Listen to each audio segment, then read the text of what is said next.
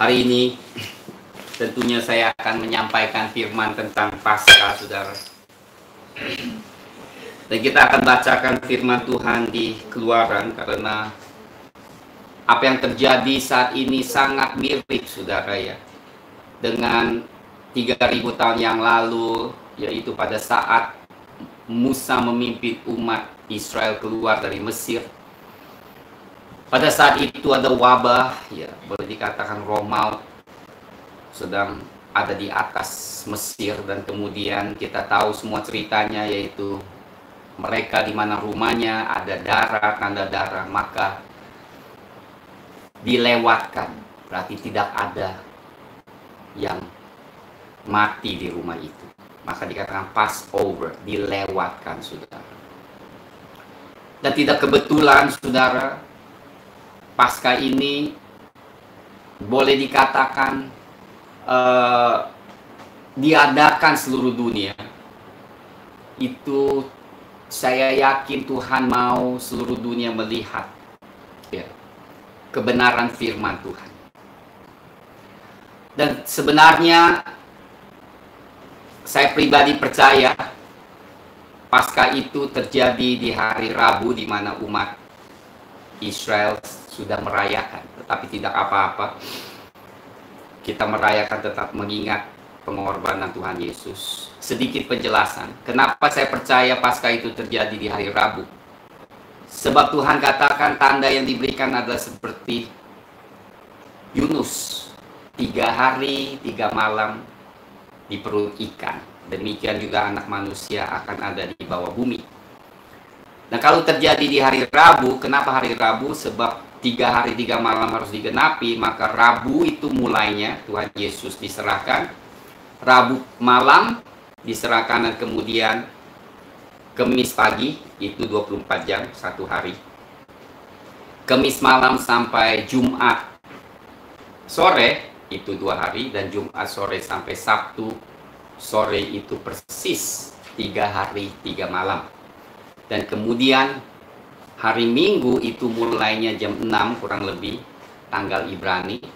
Dan Tuhan Yesus bangkit persis di pagi hari Minggu itu. Sehingga terjadi penggenapan 3 hari dan 3 malam. Tapi yang lebih penting lagi tentunya adalah pengakuan kita, saudara, atas pengorbanan Tuhan Yesus, yaitu hari Paskah. Dia adalah anak domba yang sesungguhnya, bukan domba binatang yang disembelih, yang hanya merupakan satu simbol atau satu bayangan saja. Tetapi Tuhan Yesus adalah sesungguh anak domba Allah. Yohanes mengatakan, lihat anak domba Allah yang menyuci dosa dunia. Dan hari ini kita akan melihat di Keluaran, saudara, secara khusus. Saya mau sampaikan sesuatu yang saya percaya adalah penting, yaitu Paskah dan roti tidak beragi. Yaitu ada 2 perayaan yang Allah tentukan bagi umat Israel, yaitu Paskah dan hari roti tidak beragi. Dan 2 perayaan ini atau 2 hari raya ini adalah sebenarnya menjadi satu, saudara. Ya, sebenarnya tidak boleh dipisahkan. Tetapi lebih banyak kita mengerti atau merayakan Paskah, tetapi kita kurang begitu perhatikan hari roti beragi yang ditentukan Tuhan selama 7 hari, saudara. Jadi sebenarnya pas hari Paskah itu mulai, juga hari roti beraginya mulai. Jadi itu sebenarnya satu. Jadi Paskah sampai akhirnya roti beragi itu adalah 7 hari. Nomor 7 itu adalah nomor yang sempurna, nomor lengkap, saudara. Kita akan baca di Keluaran 12. Di Keluaran 12.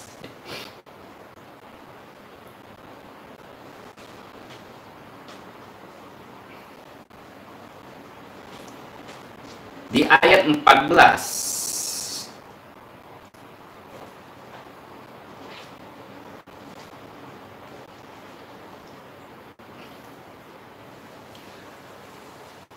Sampai 20, saudara. Hari ini akan menjadi hari peringatan bagimu. kamu harus merayakan sebagai hari raya bagi Tuhan turun-temurun. Kamu harus merayakannya sebagai ketetapan untuk selamanya. Kamu makanlah roti yang tidak beragi 7 hari lamanya. Pada hari pertama pun kamu buanglah segala ragi dari rumahmu. Sebab setiap orang yang makan sesuatu yang berragi dari hari pertama sampai hari ke-7, orang itu harus dilenyapkan dari antara Israel. Kamu adakanlah pertemuan yang kudus, baik pada hari yang pertama maupun pada hari yang ke-7. Pada hari-hari itu tidak boleh dilakukan pekerjaan apapun juga. Apapun. Hanya apa yang perlu dimakan setiap orang, itu sajalah yang boleh kamu sediakan.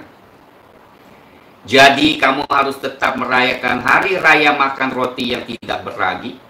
Sebab tepat pada hari ini juga aku membawa pasukan-pasukanmu keluar dari tanah Mesir. Maka haruslah kamu rayakan hari ini turun-temurun. Itulah suatu ketetapan untuk selamanya. Dalam bulan pertama pada hari yang ke-14 bulan itu, lihat saudara, hari ke-14 itu sebenarnya hari Paskah juga, tetapi juga mulainya hari roti tidak berragi, saudara, ya. Pada waktu petang kamu makanlah roti yang tidak berragi sampai kepada hari yang 20 ke-21 bulan itu. Pada waktu petang 7 hari lamanya tidak boleh ada ragi dalam rumahmu, sebab setiap orang yang makan sesuatu yang berragi, orang itu harus dilenyapkan dari antara jemaat Israel, baik ia orang asing, baik ia orang asli. Sesuatu apapun yang berragi tidak boleh kamu makan. Kamu makanlah roti yang tidak berragi di segala tempat kediamanmu. Nah, kita dapat melihat ketetapan Tuhan yang cukup ketat, saudara. Ya. Setelah umat Israel keluar dari Mesir, mereka luput dari roh maut. Tetapi Tuhan tetapkan 7 hari itu tidak boleh makan roti berragi. Sebab jika orang itu makan pun, mereka harus dibinasakan. Ya, mereka harus keluar. Berarti mereka tidak ada bagian di dalam berkat itu, saudara. Atau masuk bagian di mana Tuhan yang menebus.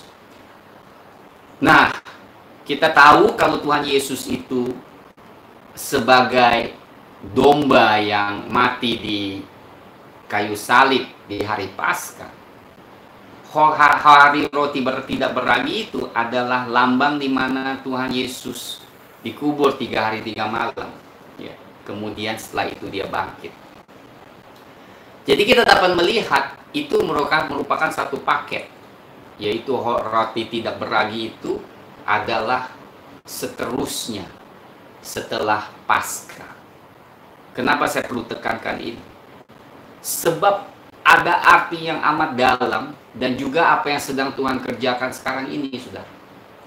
Setelah Paskah, kita tetap di rumah sebab itu yang Tuhan perintahkan. Yang kita hanya boleh siapkan adalah makanannya, itu juga sebagai simbol, saudara. Kita nggak bisa kerja apa-apa. Itu kita sepertinya dipaksakan, ya, mengikuti hari roti tidak berragi. Hanya siapkan makanan, semua aktivitas yang kita mau lakukan, kita tidak bisa lakukan. Jadi kita harus tahu ini sepertinya kedaulatan Tuhan yang menentukan kita harus lakukan bersama. Makanya mulai dari Paskah ini, apa yang Tuhan kehendaki kita perlu mengetahui adalah pengudusan, saudara. Roti tidak berragi itu adalah suatu kekudusan. Sesuatu yang Tuhan mau tuh memisahkan diri kita dari hal-hal dunia, dari hal-hal yang tidak penting, tetapi consecrate, menguduskan diri di dalam Tuhan, di rumah, saudara.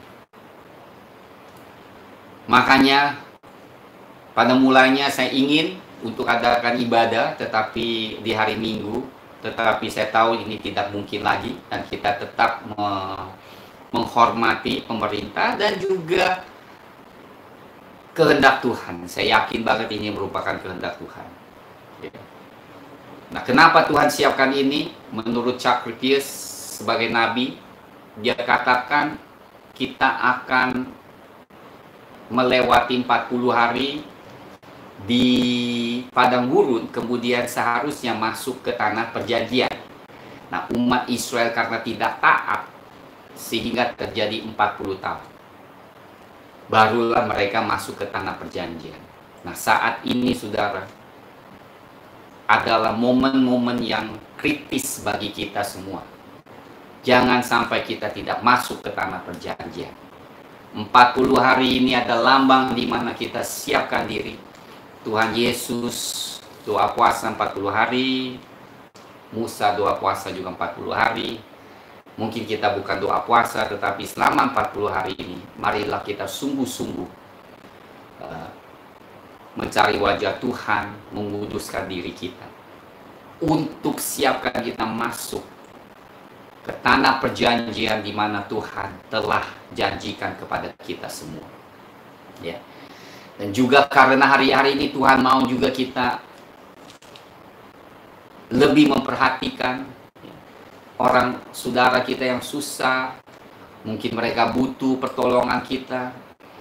Inilah Tuhan mau kita menunjukkan belas kasihan kita kepada mereka yang mungkin tidak ada makanan, ya, yang mungkin perlu pertolongan kita untuk memberi makanan kepada mereka yang susah. Ini semuanya Tuhan akan melihat dan memperhitungkan apa yang kita buat pada saat ini.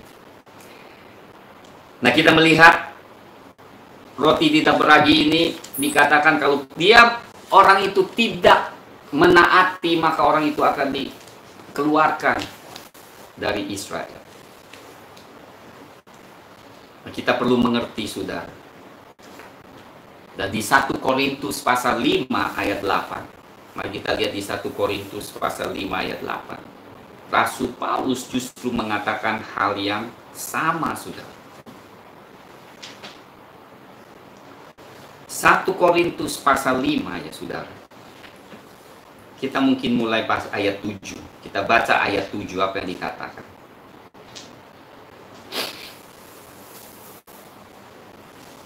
Buanglah ragi yang lama itu supaya kamu menjadi adonan yang baru. Sebab kamu memang tidak beragi, sebab anak domba Paskah kita juga telah disembelih, yaitu Kristus. Beragi itu ya pada umumnya mengatakan pencemaran ya saudara. Dosa itu adalah hal-hal yang beragi. Dan dikatakan kita tuh udah lahir baru, ciptaan baru. Maka tidak ada lagi ragi di dalam roh kita. Buang semua yang lama. Nah, saat-saat ini mungkin masih banyak ya hal-hal yang mungkin masih belum berkenan. Biarlah di mata Tuhan, biarlah kita buang semua itu saudara. Kebencian, kepahitan, dan segala-segalanya saudara. Biarlah Roh Kudus menginspeksi diri kita saudara. Ya, saya percaya kita semua sudah mendengar firman setiap minggu. Ya, bukan kali ini saja yang saya sampaikan, tetapi berminggu-minggu, berbulan-bulan. Setiap kali ibadah, selalu mengatakan, jauhkan semua kedagingan ini. Jauhkan saudara, memberi pengampunan biar kita benar di hadapan Tuhan. Nah, ini saatnya kita dipaksakan saudara dengan situasi seperti ini, supaya kita sungguh-sungguh datang kepada Tuhan. Sebab pada akhirnya saudara, ya, yang menghakimi kita bukanlah pendeta saudara, tetapi adalah Tuhan Yesus sendiri. Maka kita takutlah akan Tuhan. Nah, kemudian ayat 8 dikatakan, karena itu marilah kita berpesta, bukan dengan ragi yang lama, bukan pesta pora kedagingan, tetapi pesta dalam kekudusan. Bukan pula dengan ragi keburukan dan kejahatan, tetapi dengan roti yang tidak beragi, yaitu kemurnian dan kebenaran. Murni, tulus, dan kebenaran. Kita pestakan gitu. Kita bersuka dalam hal yang benar, bukan dengan hal yang salah. Kita merayakan kebenaran Tuhan, kemurnian dalam hidup kita. Itu yang kita rayakan, itu yang kita bersuka di hadapan Tuhan. Saudara, perayaan roti beragi ini adalah sangat penting. Setelah seseorang lahir baru,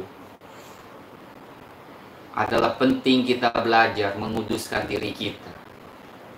Menguduskan itu berarti kita mulai pisah dari hal-hal yang bukan dari Tuhan.